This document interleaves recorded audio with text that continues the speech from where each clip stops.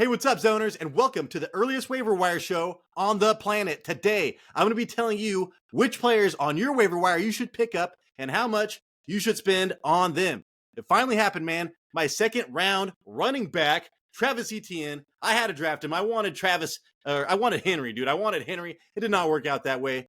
But guess what, dude? He finally got overtaken by Tank Bigsby, all right? He had the name for it. Now he's got the skills. He's got the production. Holy shit, dude. How much will we spend on him? Stick around for that. Also, dude, there's a rookie running back right now that's taken over. He's averaging over 8 yards per carry for a running back on a team that's killing it, dude. Rookie offensive player of the year's on that team. They've got an injured running back with a groin. We got to spend money on this fool as well, dude. So huge running back episode. We got some wide receivers on here as well, and some huge defensive streamers, man, for next week. Holy shit. This is an easy early show, man. I'm doing this at the halftime of the afternoon shows. So there will be comments down below for the players I want to add after the Sunday night game, after the Monday night game. If there's somebody that really performs in the second half of these afternoon games, that will be there as well. I encourage you to do the same, man. This is a group effort. Waiver wires is super important, man. That's how leagues are won, man. Tons of injuries as well. Hey, if you do end up liking this show, please leave a thumbs up, man. That sends it out to a lot more people. And that is exactly what this show needs. I've got all my notes typed out, but you got to wait for 7 seconds. You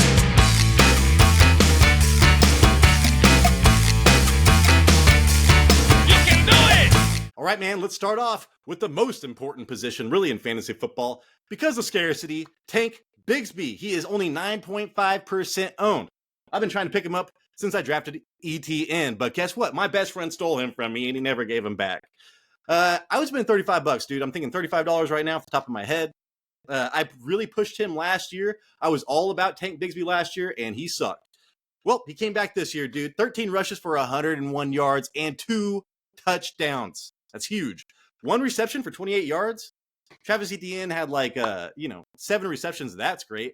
But only 6 rushes to Tank's 13. He had 7 rushes for 90 yards last week, so this is not a fluke, dude. He has been super efficient this season. Even look at the preseason. It was pretty crazy. He's been playing around 30% of snaps. Look for that to be 50% next week. Holy shit, man. It's only going to go up from there. Please, God, trade ETN to Dallas Cowboys. Please, God. Has been dealing with a shoulder injury since, week 2? I don't think he's dealing with it anymore. I don't think so, all right? They are at Chicago week 6. Chicago is giving up the 10th most fantasy points per game, 22 points, to running backs weeks 1 through 4, and almost gave up 100 yards and a touchdown to Chuba. So great matchup, dude, for Tank next week. At least he's probably a running back 2 next week. That's scary. Next up, man, I cannot believe this guy's percentage of owning is going down. He's at 42.1%, Braylon Allen is. $20 I'd still spend on him. He had to go against the Vikings today, all right? 5 rushes for 13 yards, 1 reception for 15 yards against Minnesota week 5. And that was out of this country, dude. So that's an outlier. And he had to go against the Vikings. It's all right, dude. The Vikings destroy running backs. The important part here is how bad Breece Hall continues to be. Hall has scored 7 or fewer fantasy points in each of the last 2 weeks. Still leads all running backs in targets. So he's getting it. That's how he got away with this last year, dude. He was getting 12 targets a game. So at least he's got that going. But he's splitting a lot with Braylon Allen. And I would rather have Braylon Allen, man. He's 5th in forced missed tackles per attempt and yards after contact. He's a rookie, so he's got a lot more potential. He's on the uptrend, whereas Breece Hall seems to be going down right now. He is a top-tier handcuff. And I do want to say, Breece Hall could be a buy low, man, because he's not going anywhere. And I think that people would give him up for super cheap. So even though I do love Braylon Allen, Breece Hall might be okay. Top-tier handcuff. They are hosting Buffalo week 6. And Buffalo is giving up the most fantasy points to running backs, so an amazing matchup. They gave up about 5 yards per carry and a touchdown to Akers this last week. So Buffalo, dude, not stopping the run. They need that Milano, dude, like that. The Milano middle linebacker is still missing. All right, man. We're talking about a rookie running back.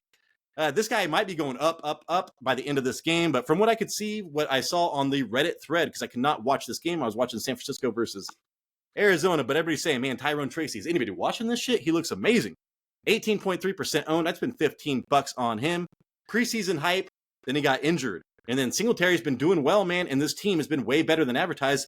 Just look at what they're doing right now. So he's averaging over 8 yards per carry. First half versus Seattle. fifth round rookie. So he is a rookie drafted by Brian Daboll. I love that. Singletary did play with Brian Daboll in Buffalo, so that is tough. It will take a lot for him to take over the job, dude. But like I said, man, running backs are scarce right now. Tyrone Tracy with the draft capital and the hype and the way he looks, I would spend $15 on him. They're hosting Cincinnati week 6. And Cincinnati is giving up the 12th most fantasy points per game to running backs, who gave up 175 total team rushing yards and a touchdown to Baltimore. So yeah, that is a good matchup next week for him. And then, hey man, we got Roschon Johnson, dude. Roschon Johnson.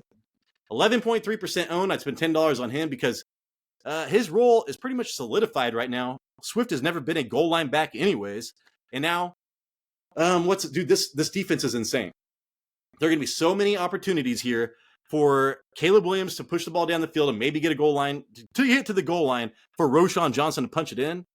Dude, he's going to be a flex option out there for people just based on touchdown potential alone. 3 touchdowns over the last 2 weeks. 4th round draft pick in 2023, so he does have the draft capital there. He is a handcuff for Swift if he ever goes down. They're hosting Jacksonville week 6. They're giving up the 8th most fantasy points per game, almost 25, to running backs weeks 1 through 4. And they did hold Indianapolis, dude, pretty well. But they did give up a touchdown to Sermon.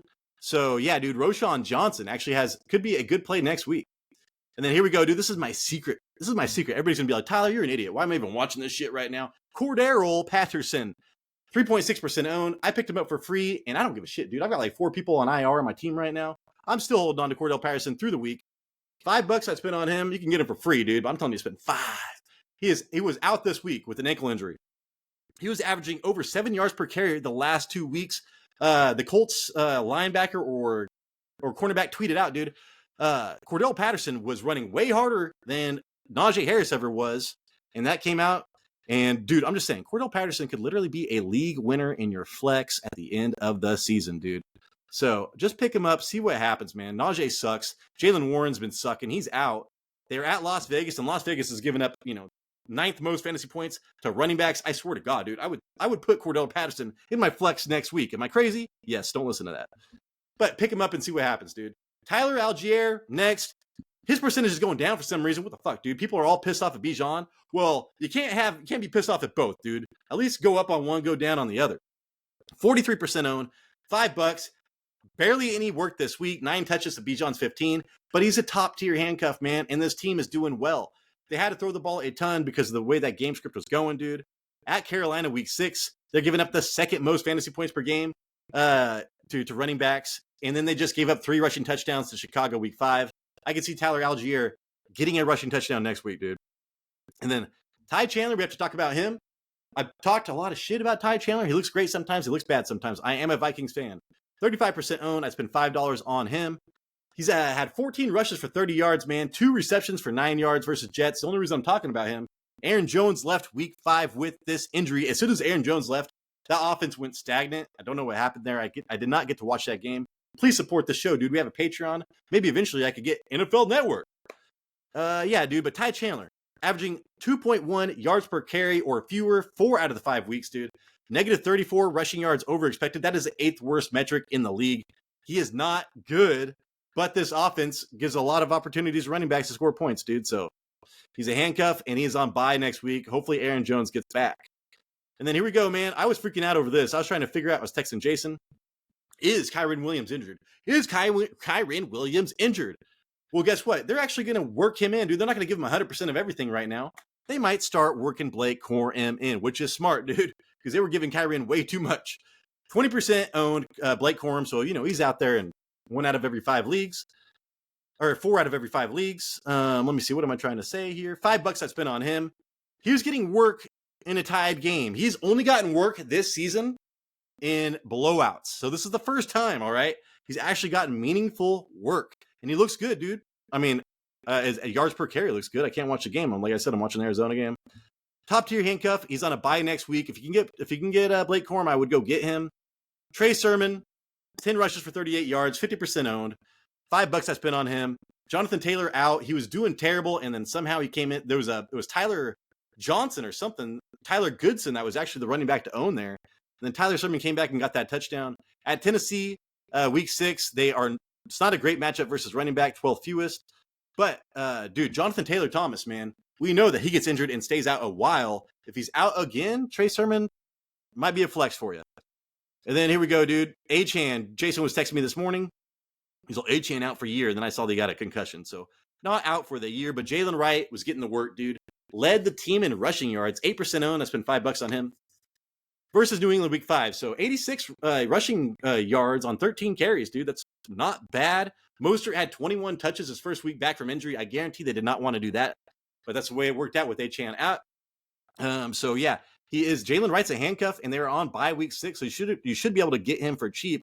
But we need to pay attention to the Achane injury and see how serious it is, because Jalen Wright will be worth starting, maybe in a flex if Achane's out. And then here we go to some other valuable handcuffs real fast, dude. We got Trey Benson handcuff, top tier handcuff. Arizona runs the ball 8th highest rate at Green Bay, 15th most. They are average against the run next week. Ray Davis, nobody talks about Ray Davis, but he is a top-tier handcuff for James Cook. 4th-round rookie. Like I said, dude, he led his college team in receiving touchdowns as well, so he can fill that James Cook role. They're at the Jets. Holy shit, man. And you just saw what happened. Actually, Aaron Jones was doing okay against the Jets, but 5th fewest fantasy points per game to running backs. Jets have a great defense. Then Isaac Garindo, another handcuff right here. CMC, IR, he's got both legs, dude. Cut them off. Fucking cut the both legs off. 4th-round rookie, 4.33 speed. He's getting some work right now at Seattle. And Seattle's actually a pretty decent matchup because you can't pass the ball against them. And their defensive line's jacked. So let's go on to the wide receivers. Josh Downs, man. We talked about him last week. I talked about him last year, all right? 33% owned, so 1 out of every 3 leagues he is owned. 9 receptions on 12 targets, dude. I know Alex Pierce had his typical long touchdown, but Josh Downs is the person to own there. I was surprised Michael Pittman did not lead in targets, but hey, dude, Josh Downs was drafted by Shane Steichen. Michael Pittman was not. AR-15 was out, Joe Flacco in, but with AR-15 in, Josh Downs still had 25% target share his first week back from injury, so week 3. So I think Josh Downs is a wide receiver to own here right now, dude. 3rd-round draft pick from Shane Steichen last year at Tennessee week 6. And they're giving up the fewest fantasy points per game to wide receivers. So, shit, that's a terrible matchup next week. But if Joe Flacco's in, give it to me, dude. I don't care. But Anthony Richardson should be back. And I'm telling you, dude, wide receivers are thin right now because we're going to be talking about Xavier Legette. 35% owned. I spent $1 on him. He left this week with a shoulder injury, man, after 1 fucking target and reception versus Chicago. I told you not to start anybody versus Chicago anyways. Dude, that Chicago secondary is too much. Don't do it. 25% target share last week. It's just Thielen's on IR, dude. He's a 1st-round rookie. I am still trying to get Legette on my team. They're hosting Atlanta, and this is why, dude. They've got an amazing matchup. Tampa Bay, Atlanta. You saw Thursday. The 7th most fantasy points per game. This was before Thursday. To wide receivers, weeks 1 through 4, and allowed Mike Evans 2 touchdowns week 5. So, yeah, dude. Xavier Legette, if he just pick him up. If he's not too injured, we need to look into that injury. If it's not too bad, we need to pick him up. And then Ray McLeod, man, I've been watching this guy since the first week. This guy is 21st in targets, all right? So I chase targets. This guy is a wide receiver 2 in targets, and he's only owned in 7% of leagues, man. 6 receptions on 9 targets for 66 yards versus Tampa Bay week 5. 7+ targets in 3 games, 3 of the 5 games this season, man. So that is what we're looking for. 21st in targets in the NFL with 31. But that does not turn him any points, dude. Wide receiver 40 finish in those 3 games. So he's not even a flex option. But I do think as Kirk Cousins becomes better and better, and we have Drake London getting a little bit injured, I don't know, dude. I just think Ray McLeod is worth maybe a pickup. At Carolina, they were average against wide receivers, and they did hold the slot cornerback, Keenan Allen, to like nothing, dude. I thought Keenan Allen was going to be targeted. He did nothing. And then last wide receiver, dude, Xavier Hutchinson. I'm only talking about him. Less than 1% owned, $1. Nico Collins, he actually got a lot of work, or got the work after Nico Collins left. Really, it's going to be Stephon Diggs and Tank Dell. But hey, just something to pay attention to. Xavier Hutchinson, man. 3 targets week 15 when Nico was out. But apparently he is the Nico replacement if you read some stupid shit. But hey, man, Nico left week 5 with the hamstring. I was saying trade your life away for him. Holy shit. Not anymore. I hope you didn't listen to me.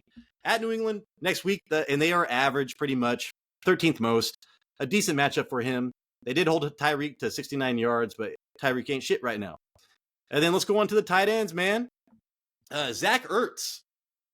Oh, I can't let you look at that yet. Zach Ertz, almost 50% owned. 2 receptions, which sucks, but on 8 targets that led the team. I want a piece of this Washington team, dude. I tried to get Eckler. I don't want De'Ami Brown. I do like De'Ami Brown, but I think Luke McCaffrey is probably going to be the wide receiver to own a little bit later on there.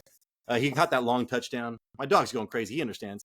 But Zach Ertz, dude, tight end. He's a tight end 1 heading into this week, and he's only owned in half the leagues.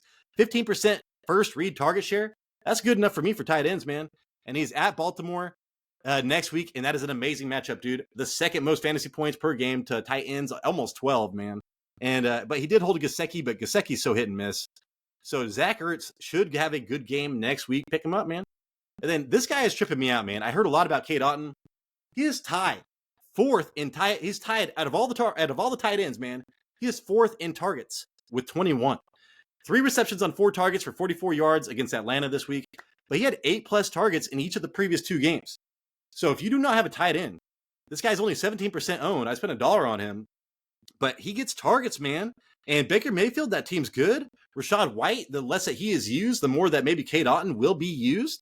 So at New Orleans, they're giving up the 14th most fantasy points per game to tight ends. It's average. So, dude, I'm telling you, Cade Otton, fire him up. And then I was all about Tyler Conklin. Did I even finish? Oh, yeah. I was like, did I finish what I wrote about him? He's 37% owned. You can stream tight ends against the Vikings. That's what I said since Kittle, I guess. He had 9 targets, dude, against Minnesota. So keep on streaming those tight ends against Minnesota. 8+ targets in each of the last 2 weeks. 6+ over the last 3. Now, if Devontae Adams goes here, I don't want any of this. I don't want any of it, dude. But right now, Tyler Conklin doing pretty well. And he gets Buffalo next week, and that is an average matchup for tight ends, 14th most. Gave up 4 receptions and 34 yards to Schultz. But, Schultz got the benefit of Nico Collins going down. And then, dude, I only have one quarterback on here right now, Caleb Williams. I was pushing him before the year.